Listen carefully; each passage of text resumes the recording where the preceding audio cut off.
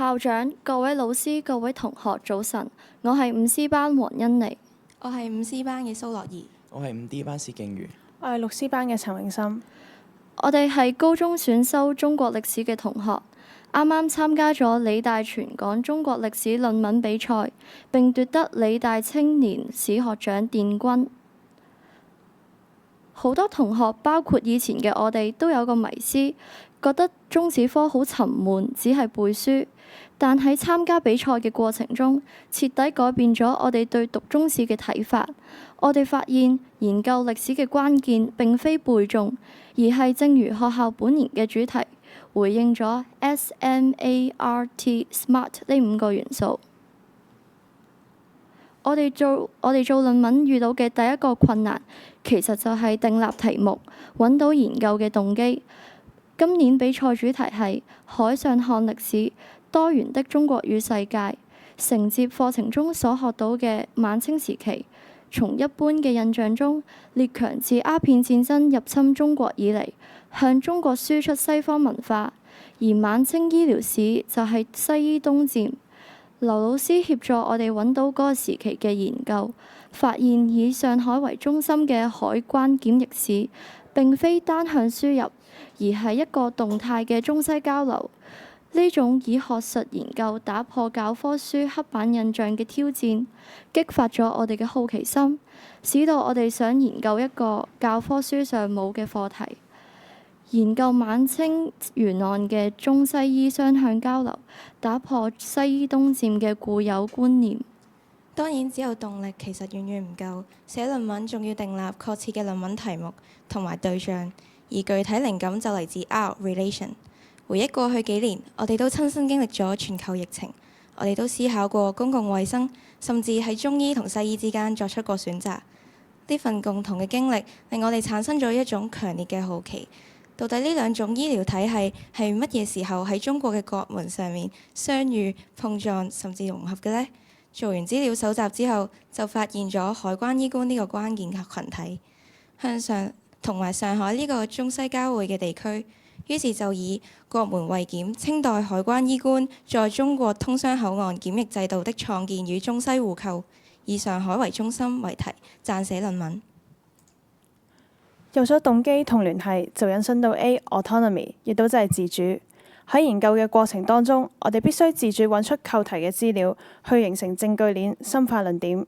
以我哋嘅論題為例，最難嘅部分就係要揾一手史料去證明我哋中西互構嘅論點。首先喺西醫東漸方面，由於呢一個係學術界研究嘅主要方向，我哋好快就揾到海關醫官引入強制檢疫章程同埋專門檢疫機構嘅例子。然而，想要從過百篇論文入面突圍而出，劉老師同我哋講，我哋必須印證出學界尚未深入研究嘅視覺，亦都即係帶有洋人同埋殖民者身份嘅海關醫官，如何反被中醫影響，並且將中醫帶到去西方以及世界，形成西醫東漸，形成中醫西漸。於是，我哋就先喺2手專書入面嘅注引入面篩選出有用嘅資料，然後上唔同嘅網站去揾其他一手史料。最終俾我哋揾到印證到中西互構嘅有力證據，例如權威醫學期刊柳葉刀對上海海關醫部同埋中醫理論嘅正面評價，上海海關醫官喺1873年將超過300種中醫藥材帶到去維也納世界博覽會嘅紀錄等等。呢一次梳理線索嘅經驗令我哋明白到，雖然我哋唔係每一個都要做歷史學家，但係從茫茫嘅資料當中揾出你需要嘅事實，同埋喺唔同資料之間進行取捨嘅能力，其實都適用喺好多範疇。而呢一份自主研究嘅能力，係我哋喺呢一次比賽入面學到最寶貴，亦都係最實用嘅技巧。喺研究入邊，我哋亦都善用咗 technology， 亦即係科技。面對堆積如山嘅史料，我哋一開始其實係真係無從入手。但係透過大學圖書館嘅網上資料庫，我哋揾到咗150年前1871年嘅海關醫部，甚至揾到埋1873年英國權威醫學期刊嘅柳葉刀報導，初步穩定咗我哋論文嘅史實來源。除此之外，我哋仲用咗 AI。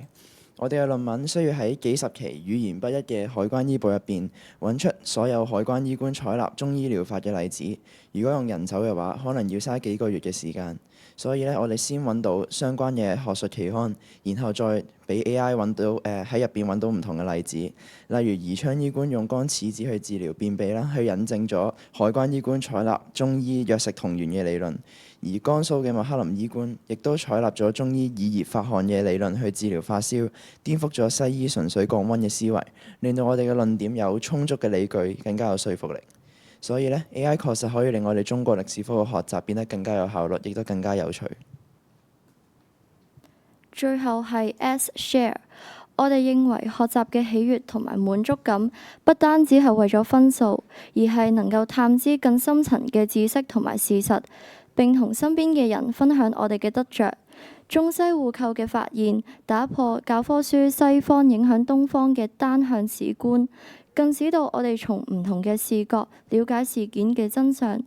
我哋好榮幸今日可以喺呢度分享我哋嘅經驗，亦都即將喺11月底獲邀到香港理工大學，向大學教授同埋公眾分享我哋嘅研究成果。喺寫論文嘅呢2個月入面，固然有寫文寫到懷疑人生嘅時候，但係諗翻轉頭，既然讀得中史，參加得呢一個比賽，事前都預咗會辛苦。不過為咗對中史嘅呢一份興趣同初心，我哋最終都係選擇繼續捱落去，盡力做好。